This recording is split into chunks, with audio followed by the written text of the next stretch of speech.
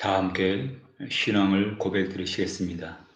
전능하사 천지를 만드신 하나님 아버지를 내가 믿사오며 그 외아들 우리 주 예수 그리스도를 믿사오니 이는 성령으로 잉태하사 동정녀 마리아에게 나시고 본디오 빌라도에게 고난을 받으사 십자가에 못 박혀 죽으시고 장사한 지 사흘 만에 죽은 자 가운데서 다시 살아나시며 하늘에 오르사 전능하신 하나님 우편에 앉아 계시다가 죄로서 산자와 죽은 자를 심판하러 오시리라.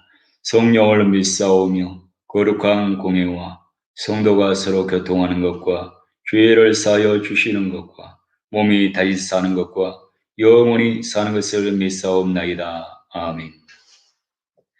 주신 아버지 하나님, 은혜와 사랑을 감사합니다. 오늘은 고난주간이 시작되는 종려 주일입니다. 예수님께서 우리의 모든 죄업을 사하시고 우리를 구원하시기 위해서 십자가에서 고난을 당하시고 죽으셨다가 부활하심을 통해서 우리의 모든 죄업을 사하여 주시고 우리를 구원해 주신 그 놀라운 은혜의 주일입니다. 하나님 아버지, 우리의 이 고난주간을 우리가 맞이하면서 다시 한번 예수님의 십자가의 은혜 가운데 거하셨도록 우리 하나님께서 함께하여 주시옵소서. 전 세계가 코로나로 인하여서 모든 것이 정지가 되고 혼란 가운데 있습니다. 속히 모든 것이 떠나가게 도와주시고 주님의 십자가 은혜가 다시 한번 온 세상 가운데 임하시도록 하나님께서 함께하여 주시옵소서. 이 땅 스페인을 주님께서 긍휼히 여겨 주시옵시고 다시금 모든 문들이 열리게 도와주시고 관광의 문도 열리게 도와주셔서 우리 성도들과 모든 교민들의 삶이 정상적으로 복귀 이루어 주시도록 하나님께서 함께하여 주시옵소서. 이 시간 우리 모든 죄와 허물을 주님의 십자가 보혈로서 용서하여 주시고 예배 가운데 성령께서 운행하여 주시고 역사하여 주시옵소서. 오늘 말씀을 통해서 고난주간의 그 의미를 다시 한번 되새기며 나갈 수 있는 그런 시간이 되게 도와주시고 또 한 주간이 되시도록 하나님께서 함께하여 주시옵소서. 부족한 적 십자가 위로 가려 주시고 오직 하나님의 말씀만을 바르게 전하시도록 하나님께서 사용하여 주시옵소서. 감사를 드리며 예수 그리스도 이름으로 기도했습니다. 아멘. 은혜 받으실 하나님의 말씀은 마태복음 21장 1절에서 7절 말씀입니다. 마태복음 21장 1절에서 7절 말씀입니다. 다 같이 함께 봉독하시겠습니다. 그들이 예루살렘에 가까이 가서 감난산 벳바게에 이르렀을 때에 예수께서 두 제자를 보내시며 이르시되 너희는 맞은편 마을로 가라. 그리하면 곧 매인 나귀와 나귀 새끼가 함께 있는 것을 보리니 풀어 내게로 끌고 오라. 만일 누가 무슨 말을 하거든 주가 시키겠다 하라. 그리하면 즉시 보내리라 하시니 이는 선지자를 통하여 하신 말씀을 이루러 하심이라. 일러스되 시온 딸에게 이르기를 내 왕이 내게 임하나니 그는 겸손하여 나귀 곧 멍에 매는 짐승의 새끼를 다투다 하라 하였느니라. 제자들이 가서 예수께서 명하신 대로 하여 나귀와 나귀 새끼를 끌고 와서 자기들의 겉옷을 그 위에 얹으매 예수께서 그 위에 타시니. 아멘. 우리 옆에 계신 분과 인사하겠습니다. 예수님이 이 자리에 함께하고 계십니다. 아멘. 다시 한번 믿음으로 고백하겠습니다. 반드시 좋은 일이 일어납니다.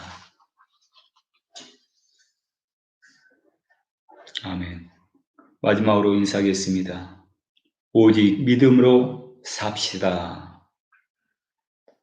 아멘. 오늘은 고난주간이 시작이 되는 종려 주일입니다. 예수님께서 나귀를 타시고 입성하시는 주님의 모습을 통해서 말씀을 나누고자 합니다. 코로나를 지나면서 깨닫게 되는 것들이 있습니다.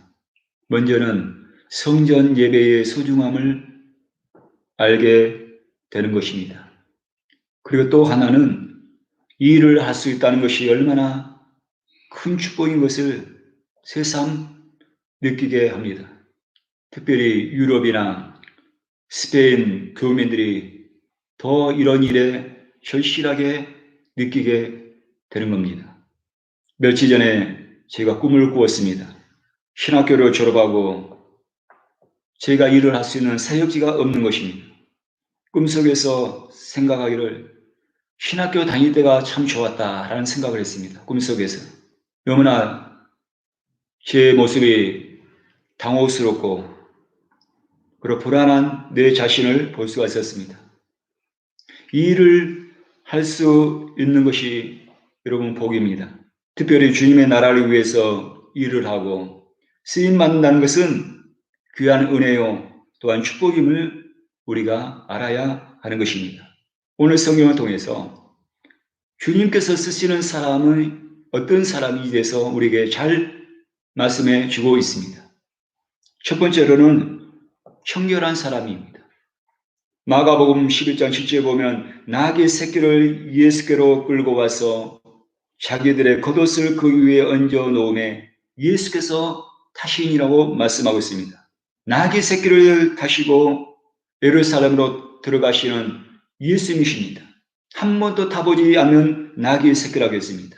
한 번도 타보지 않는 나귀 새끼. 이 말씀은 순수함을 의미하는 겁니다. 이런 깨끗함입니다.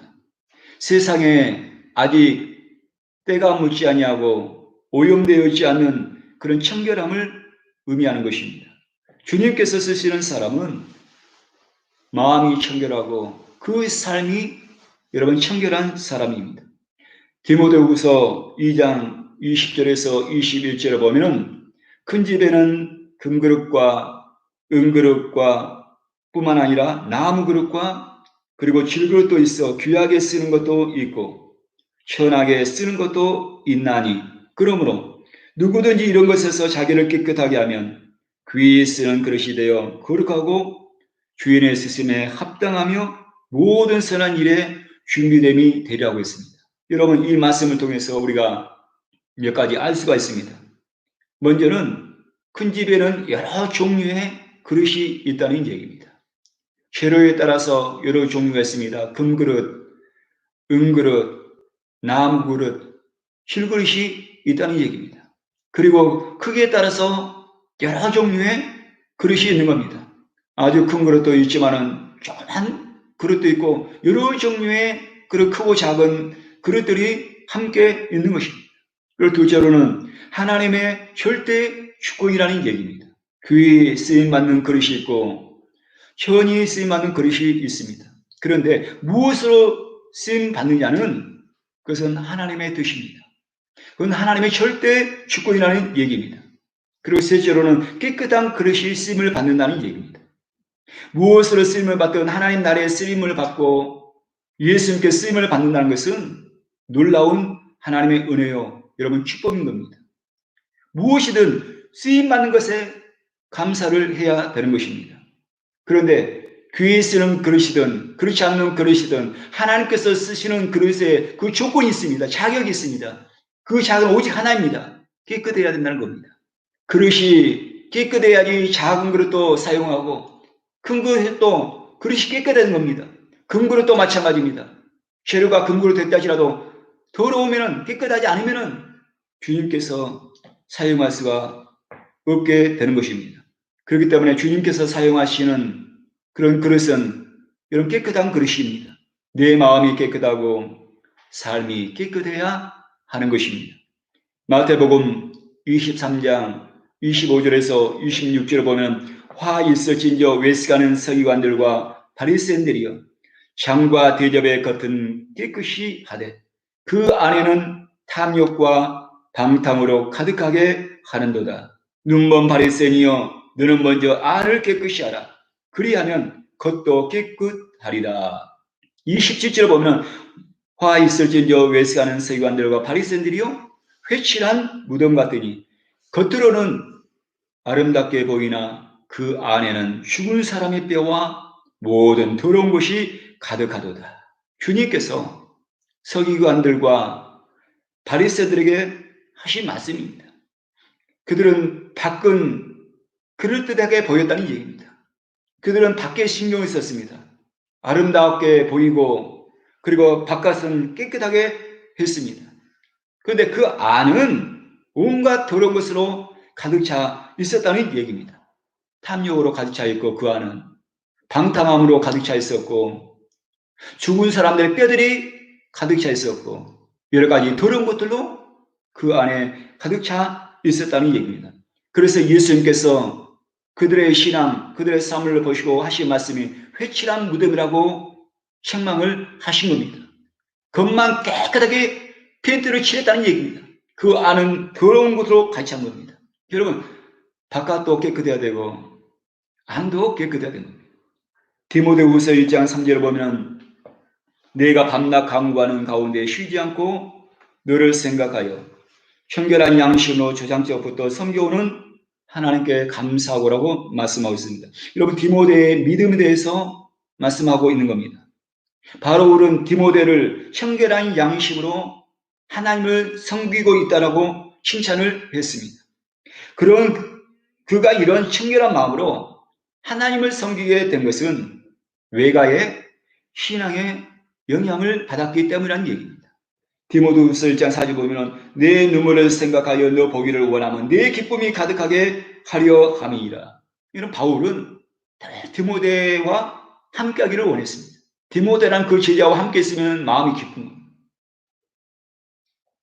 힘들고 어려운 일이 있어도 서로 만나면 바울이 디모데를 만나고 디모데가 바울을 만나면 서로에게 위로가 되고 서로에게 기쁨을 주는 그런 존재였다는 얘기입니다. 디모데후서 1장 5절 보면 이는 내 속에 거짓이 없는 믿음이 있음을 생각합니다. 이 믿음은 먼저 내 엘조모 로이스와 내 어머니 유니게 속에 있더니 내 속에도 있는 줄 확신하노라. 디모데의 외가는 좋은 신앙의 가문이었습니다. 외조모 로이스는 거짓이 없는 믿음, 여러분 청결한 양심으로 하나님을 섬기는 그런 신앙을 했습니다. 그것을 바라봤던 그의 어머니도 외할머니의 그 신앙을 따라서 거짓이 없는 그런 믿음 생활을 했다는 얘기입니다. 그렇기 때문에 바울은 확실한 겁니다. 그 외조모와 그의 어머니의 그 신앙을 본받아서 디모데도 거짓이 없는 청결한 그런 신앙생활을 하고 있음을 확신을 했다는 얘기입니다. 그 부모의 신앙을 보고 그 부모의 그 삶을 보면은 그 자식들의 삶과 신앙도 알 수가 있다는 얘기입니다. 가정의 신앙교육이 이렇게 중요합니다. 내 자녀들이 올바르게 살고 제대로 예수를 믿는 자녀가 되기를 원하신다면은 내가 바르게 예수를 믿고 내가 제대로 신앙생활을 해야 하는 것입니다. 부모가 보온이 되는 신앙생활, 자식들에게 보온이 되는 그런 삶을 살아야 하는 것입니다. 디모데는 바울의 영적인 아들로 동역자로서 쓰임을 받았습니다. 바울은 디모데를 믿고 교회의 후임자로 바뀔 수가 있었습니다. 바울은 1차, 2차, 3차 선교를 통해서 많은 교회들을 세울 수가 있었습니다. 그런데 그 세운 교회들 가운데 때로는 교회 안에 여러 가지 어려운 문제들이 일어나는 교회들도 많이 있었습니다. 그때마다 바울이 교회를 갈 수 없었습니다. 그때 바울을 대신해서 자기 자신을 대신해서 어려운 교회에 보낼 수 있었던 사람, 어려운 일이 있을 때마다 첫 번째로 생각났던 사람, 이 사람이 바로 디모데입니다. 그리고 디도 같은 사람입니다. 저와 여러분들이 그와 같은 성도가 되시기 바랍니다. 믿음이 가는 사람입니다. 마태복음 8장에 나오는 백부장은 순수한 믿음을 가진 사람이었습니다. 집에 있는 하인이 중풍병으로 고생하고 있는 것을 보고 매우 안타깝게 생각했습니다. 그래서 이 백부장은 예수님에 대한 이야기를 듣고 예수님께 찾아왔습니다. 그리고 집에 있는 종에 대해서 그 사정을 예수님께 얘기를 했습니다. 그 얘기를 듣고 있던 예수님께서 마음에 감동이 되신 겁니다. 너무나 종을 사랑하는 그 백부장의 그 마음이 너무나 귀한 겁니다. 그래서 예수님께서 백부장에게 말씀하시기를 내가 가서 고쳐주겠다고 합니다. 내가 가서 고쳐주겠다. 그때 백부장이 뭐라고 말씀하셨습니까? 말씀만 하시면 됩니다. 주님께서 말씀만 하셔도 내 하인의 중풍병이 고침을 받을 수가 있습니다. 말씀만 하시면. 여러분, 이게 바로 순수한 믿음입니다. 여러분, 이런 믿음이, 이런 신앙이 여러분 청결한 여러분 신앙입니다. 여러분 믿음은 복잡하지 않습니다. 여러분 믿음은 여러분 요란하지 않습니다. 말씀 그 자체를 믿는 것입니다. 말씀 그 자체를 그대로 믿는 겁니다. 이런 청결한 믿음을 통해서 지금도 우리는 살아계신 주님의 은혜와 기적을 경험하게 되는 것입니다. 주님께서 쓰시는 사람, 여러분 마음이 청결한 사람입니다. 두 번째로 주님께서 쓰실 사람은 순종하는 사람입니다. 먼저 제자들의 순종입니다. 베세다 광야에서 예수님께서 하루 종일 말씀을 전했습니다. 거기는 수많은 사람들이 있었습니다. 이때가 지난 겁니다. 해가 저물어 가는 것입니다. 그러니까 거기에 모이는 사람들 보시고 이 불쌍히 여기는 마음이 든 겁니다. 그래서 집에 보내기 전에 먼저 그들에게 양식을 주시기를 원했습니다. 그래서 예수님께서 제자들에게 말합니다. 너희가 가서 먹을 것을 주라. 너희가 먹을 것 주라는 겁니다. 그때 제자가 대답합니다. 우리에게 가지고 있는 것은 5병2어밖에 없습니다. 먹을 것을 사지 않으면 안 됩니다. 이 사람들이 이것 가지고 먹는 것은 불가능합니다. 불가능하다. 안 된다. 가서 사와야 된다. 이것은 주님께서 원하시는 여러분 모습이 아닙니다. 여러분 순종의 신앙의 모습이 아닙니다. 그런데 오늘 성경에 보면은 주님께서 2명의 제자들에게 말씀하신 겁니다. 너희는 맞은편 건너편 그 마을에 들어가서 나귀 새끼를 가지고 오라는 겁니다. 주님께서 나귀의 값을 여러분 주시면서 가라고 한 것이 아닙니다. 그냥 남의 나귀를 메어 있으니까 그냥 끌고 오라는 얘기입니다. 여러분 전혀 경우에 맞는 그런 심부름이 아닙니다. 이 책에 맞지가 않습니다. 그런데 제자들은 어떤 질문이 없습니다. 주님의 말씀으로 가는 겁니다. 주님의 말씀대로 가서 그리고 그 나귀를 새끼를 끌고 왔습니다. 여러분 이것이 여러분 순종인 겁니다. 그리고 두 번째로 나귀 주인의 순종입니다. 오늘 성경 3절에 보면 만일 누가 무슨 말을 하거든 주가 쓰시겠다 하라. 그리하면 즉시 보내리라 하리라. 즉시 보내리라. 마가복음 11장 6절에 보면 제자들이 예수께서 이르신 대로 말한데 이에 허락한지라 했습니다. 전혀 모르는 낯선 사람들이 와가지고 자신의 나귀 새끼를 끌고 갑니다. 그리고 그들이 한 말은 딱 한마디 했습니다. 주님께서 쓰시겠다고 하십니다. 나귀 주인은 아무 말이 없습니다. 주께서 쓰시겠다는 그 말 한마디에 말없이 즉시 순종한 겁니다. 전혀 주저하지 않습니다. 주님께서는 이것저것 따지고 그런 사람이 아니라 여러분 순종하는 사람입니다. 주님께서 나 같은 사람을 쓰시고 주님께서 내 나귀를 사용하시고 주님께서 내 재물을 사용하신다는 것은 그 영광인 겁니다. 여러분 내 나귀를 주님께서 사용하신다. 오늘날로 비유하면은 한나라 대통령이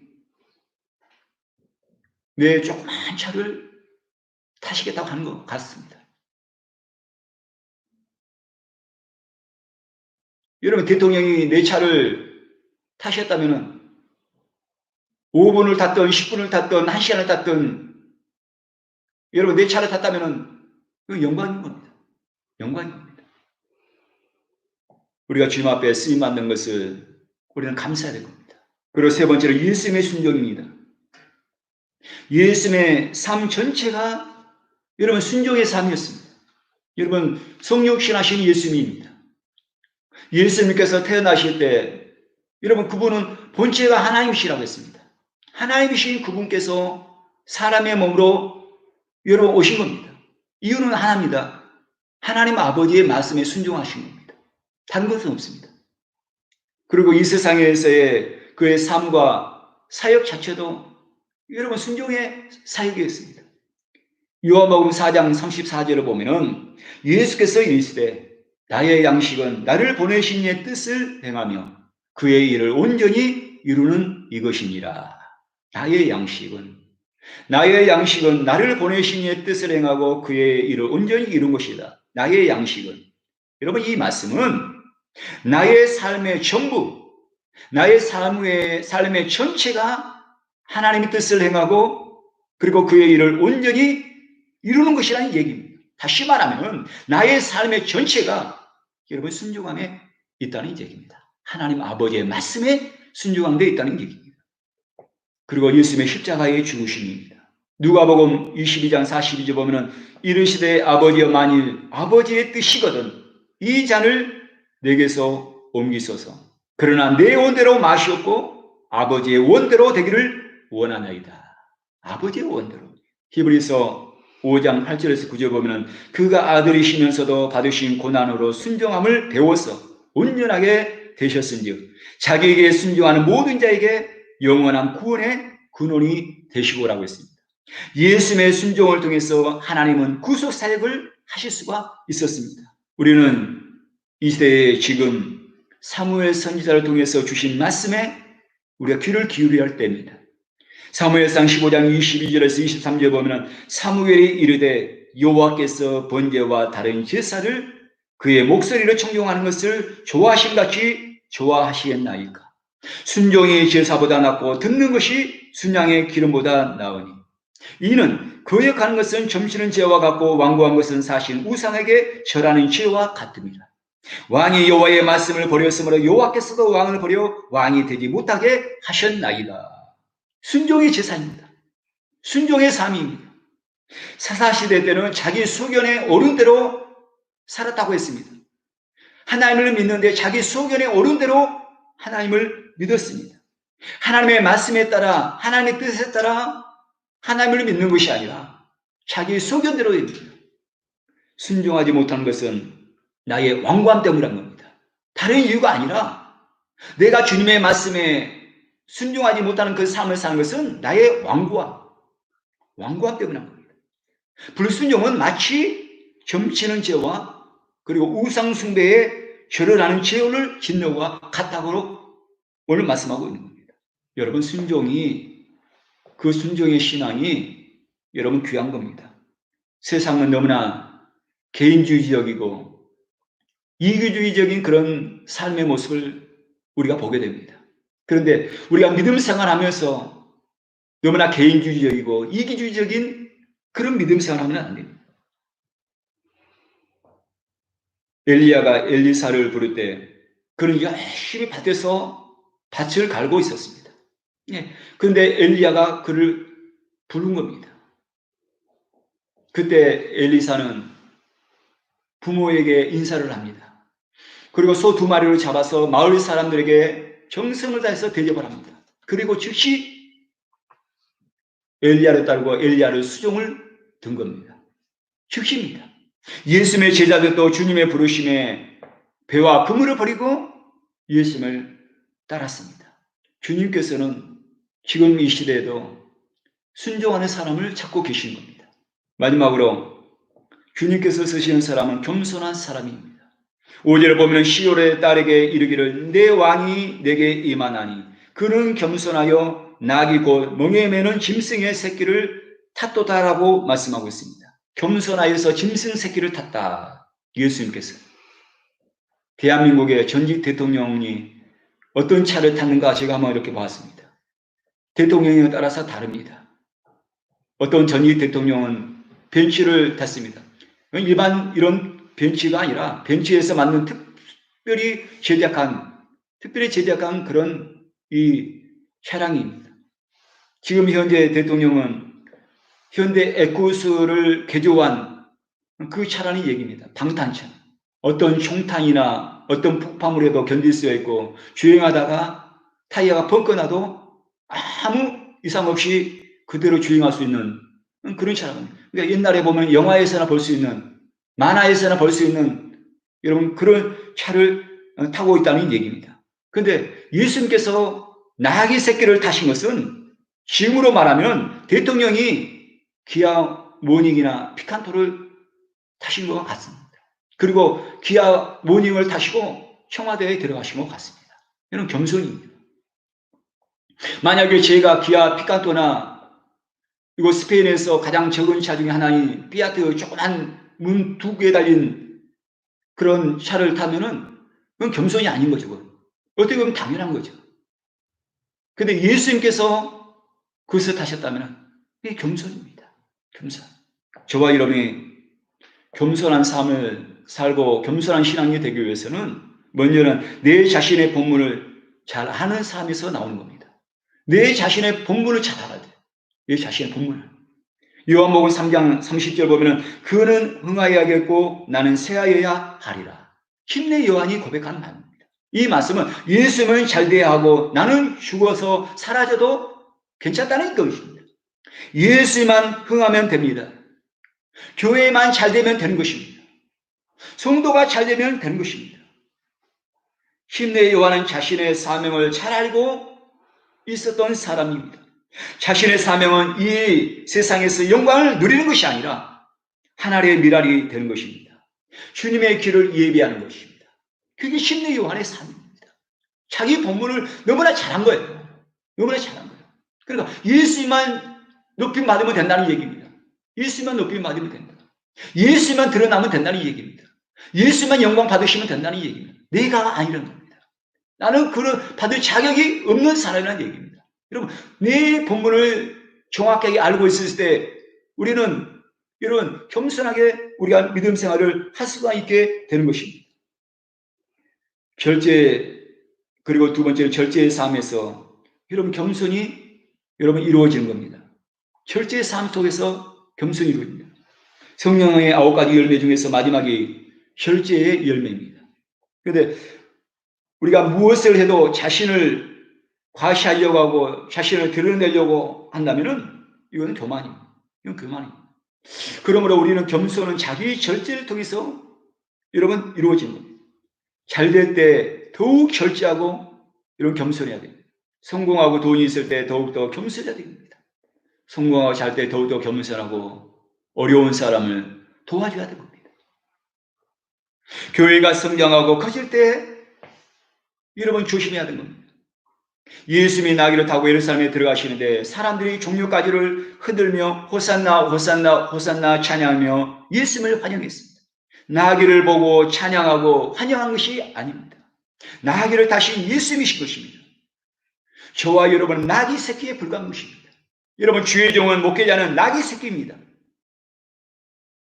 그런데 잘못하면 나귀 새끼가 주님이 받아야 될 그 칭찬과 그 영광을 받으려고 합니다. 주의 일을 하는 사람들이 정말로 조심해야 될 부분입니다. 요한복음 13장 14절에서 15절 보면 내가 주와 또는 선생이 되어 너희 발을 씻었으니 너희도 서로 발을 씻어주는 것이 옳으니라. 내가 너희에게 행한 것 같이 너희도 행하게 하여 본을 보였노라. 예수님께서 주와 선생이 되시면서 제자들의 발을 씻기셨다는 것이죠. 그렇게 하신 이유가 뭐냐?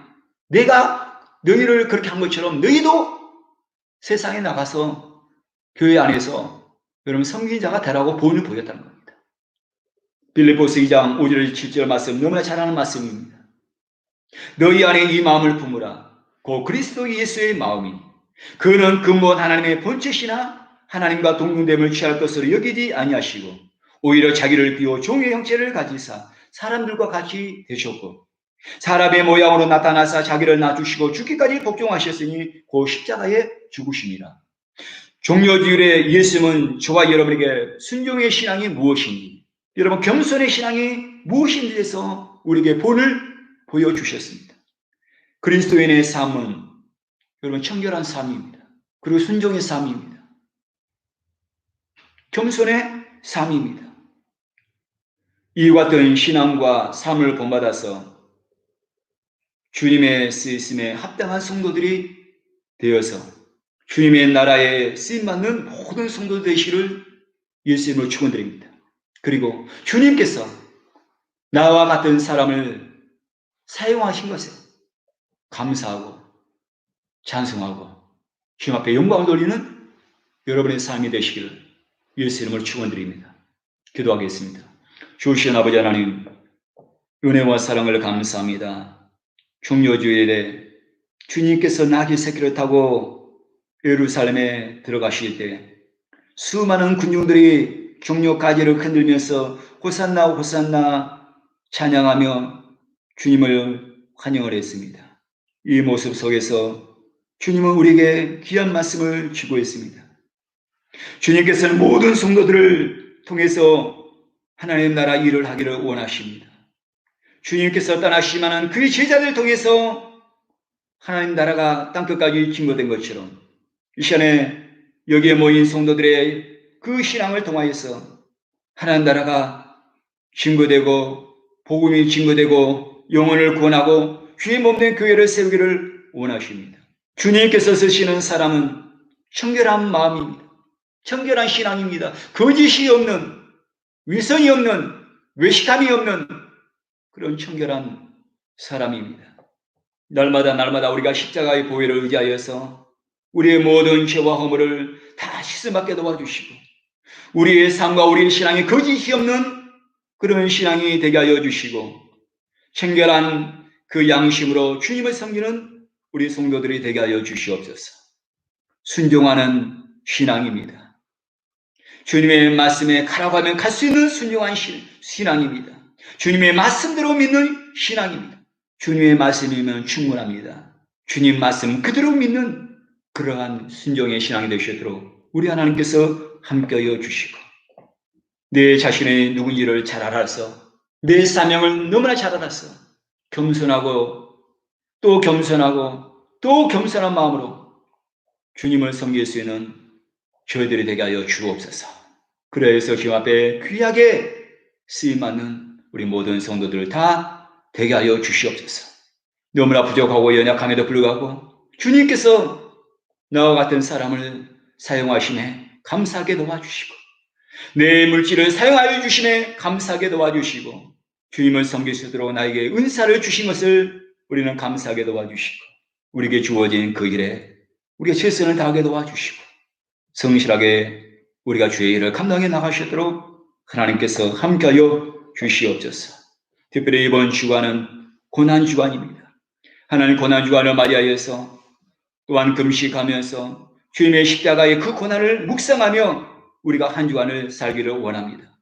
주님께서 함께하여 주시고 절제의 삶이 되게 하여 주시옵시고 주님의 십자가를 다시 한번 묵상하고 그 십자가의 은혜를 다시 한번 경험할 수 있는 우리 모든 성도들이 되게 하여 주시고 돌아온 주일에는 부활의 은혜가 저들 가운데 임하셨도록 하나님께서 축복하여 주시옵소서. 육체적 연약한 성도들을 이 시간에 안수하여 주시고 이 시간에 주님의 십자가의 보혈을 피로써 깨끗이 나음을 있게 하여 주시옵소서. 깨끗이 치료하여 주시옵소서. 저들 가정을 묶고 어둠의 권세 감의 권세는 나사렛 예수를 명하니 이 시간에 묶음받고 떠나갈 치여다. 저들 가정에서 떠나가게 도와주시고 저들 심령에서 떠나가게 도와주시고 하나님의 놀라운 은혜가 저들 가정 가운데 비춰 주시옵소서. 임하여 주시옵소서. 하나님 이 시간에 함께하여 주시옵소서. 불안과 초조가 떠나가게 도와주시고 두려움이 떠나가게 도와주시고 주의 평강으로 저들 마음을 주장하여 주시옵소서. 일평생 주님의 은혜에 감사하고 일평생 주님을 위한 삶이 되게 하여 주시옵소서. 지금은 우리 주 예수 그리스도의 은혜와 아버지 하나님의 넘치는 사랑과 보혜사 성령님의 내주하시고 함께하시고 교통하시네 종료 주일에 다시 한번 주님의 십자가의 고난에 함께하기를 소망하는 사랑하는 모든 성도들의 삶 위에 건강 위에 자녀들 위에 학업 위에 지금부터 영원토록 함께 계실지어다. 아멘. 할렐루야. 모든 영광 우리 주 앞에 올리는 할렐루야. 감사합니다.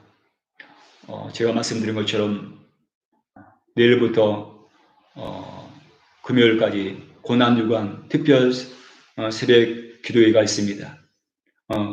이 지금 마드리드 지역에 통금 시간이 있기 때문에 교회에 올 수 없는 그런 형편입니다. 그래서 동영상을 통해서 아침 7시에 여러분 가정에서 그런 말씀을 여러분 묵상하시고 기도함을 통해서 다시 한번 주님의 그 십자가의 은혜를 여러분이 경험할 수 있는 그런 한 주간이 되시기 바랍니다.